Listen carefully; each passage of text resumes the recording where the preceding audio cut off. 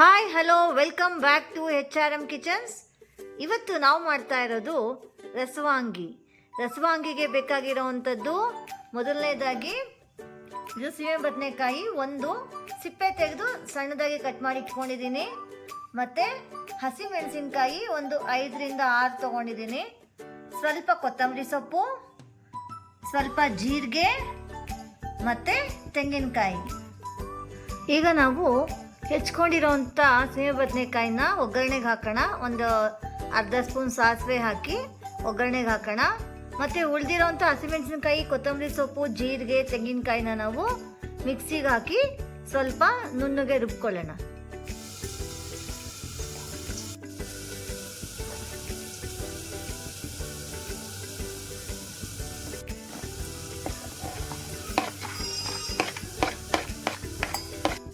ಈಗ ಸಾಸಿವೆ, ಉದ್ದಿನಬೇಳೆ, ಕಡಲೆಬೇಳೆನ ಒಗ್ಗರಣೆಗೆ ಹಾಕಿದ್ದೀವಿ. ಅದು ಸ್ವಲ್ಪ ಕೆಂಪಗಾದ್ಮೇಲೆ ನಾವು ಕಟ್ ಮಾಡಿಟ್ಟಿರೋಂಥ ಸೀಮೆ ಬದನೆಕಾಯಿ ಇದೆಯಲ್ಲ ಅದನ್ನು ಹಾಕಿ ಸ್ವಲ್ಪ ಬೇಯಿಸೋಣ ಎಣ್ಣೆನಲ್ಲಿ. ಇದಕ್ಕೆ ಸ್ವಲ್ಪ ಉಪ್ಪು ಹಾಕ್ಬಿಟ್ಟು ಮುಚ್ಚಿಡೋಣ. 1-2 ನಿಮಿಷಕ್ಕೆಲ್ಲ ಇದು ಬೆಂದ್ಕೊಂಡ್ಬಿಡುತ್ತೆ. ಅಷ್ಟೊತ್ತಿಗೆ ನಾವು ಏನು ಇಟ್ಕೊಂಡಿದ್ದೀವಲ್ಲ, ಮೆಣಸಿನ್ಕಾಯಿ, ಕೊತ್ತಂಬರಿ ಸೊಪ್ಪು, ಜೀರಿಗೆ, ತೆಂಗಿನಕಾಯಿ ಇದನ್ನೆಲ್ಲ ಮಿಕ್ಸಿಗೆ ಹಾಕಿ ರುಬ್ಕೊಳ್ಳೋಣ. ಈಗ ಆಲ್ಮೋಸ್ಟ್ ಬೆಂದಿದೆ ಇದು. ಇದಕ್ಕೆ ಒಂದು ಚಿಕ್ಕ ಅಷ್ಟು ಅರಿಶಿನ ಹಾಕೋಣ,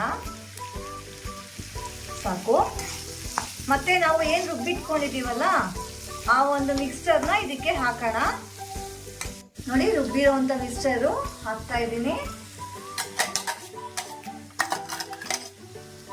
ಈ ರೀತಿ ಮಾಡ್ಕೊಳ್ಳೋದ್ರಿಂದ ಯಾರು ಕೊತ್ತಂಬರಿ ಸೊಪ್ಪು ತಿನ್ನೋದಿಲ್ಲ, ಮೆಣಸಿನ್ಕಾಯಿ ಪಕ್ಕಕ್ಕೆ ಇಡ್ತೀವಿ, ಜೀರಿಗೆ ಅಂತೂ ನಾವು ತಿನ್ನೋಕ್ಕಾಗೋದಿಲ್ಲ ಅಲ್ವಾ. ಸೊ ಎಲ್ಲ ಮಿಕ್ಸ್ ಮಾಡಿದಾಗ ಇದು ತುಂಬ ಒಳ್ಳೆ ಟೇಸ್ಟ್ ಕೊಡುತ್ತೆ.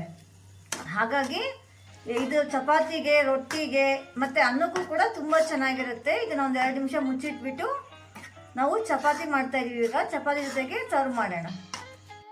ಈಗ ಇದು ಆಗ್ತಾ ಇದೆ. ಇನ್ನೊಂದು 2 ಚಿಟ್ಕ ಉಪ್ಪು ಹಾಕೋಣ, ಯಾಕಂದರೆ ನಾವು ಸ್ವಲ್ಪ ಅಷ್ಟೇ ಉಪ್ಪು ಹಾಕಿದ್ವಿ, ಕಾಯಿಗೆ ಎಷ್ಟು ಬೇಕೋ ಅಷ್ಟು. ಈಗ ನಾವು ಗ್ರೇವಿನೂ ಹಾಕಿರೋದ್ರಿಂದ ಅದಕ್ಕೆ ಎಷ್ಟು ಬೇಕೋ ಅಷ್ಟು ಉಪ್ಪು ಹಾಕೋಣ.